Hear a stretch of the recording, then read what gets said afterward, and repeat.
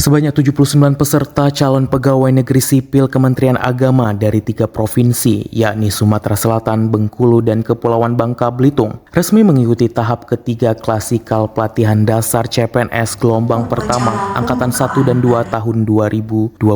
Kegiatan ini diselenggarakan di Balai Diklat Keagamaan Palembang dan menjadi bagian penting pada Latsar tahun ini. Acara pembukaan berlangsung hikmat dan semangat yang dihadiri oleh Kepala BDK Palembang, Saifuddin, didampingi oleh Kasubag Tata Usaha Mukmin, serta Ketua Tim Kerja Administrasi Mona Arida Oktaria. Turut hadir pula perwakilan dari TNI, Kodam 2 Sriwijaya, tenaga kesehatan, dan para panitia pelaksana pelatihan. Dalam sambutannya, Kepala BDK Palembang Saifuddin menyampaikan pesan motivasi kepada seluruh peserta agar menjalani tahap klasikal dengan semangat dan kesungguhan. Ia menekankan pentingnya manfaat momen pelatihan ini sebagai bekal dalam menjalankan tugas sebagai ASN di masa mendatang.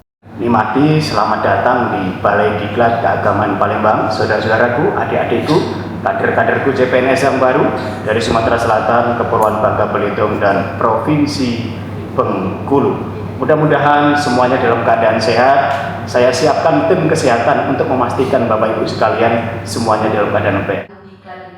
Tahap klasikal ini merupakan kelanjutan dari proses pembelajaran sebelumnya yang telah dilalui peserta, termasuk tahap e-learning dan aktualisasi. Selama pelatihan, peserta akan mengikuti berbagai materi dan tentunya ujian seminar aktualisasi. Kegiatan ini diharapkan mampu menciptakan ASN Kementerian Agama yang tidak hanya berkompeten secara teknis, tetapi juga memiliki integritas dan semangat pengabdian yang tinggi kepada masyarakat.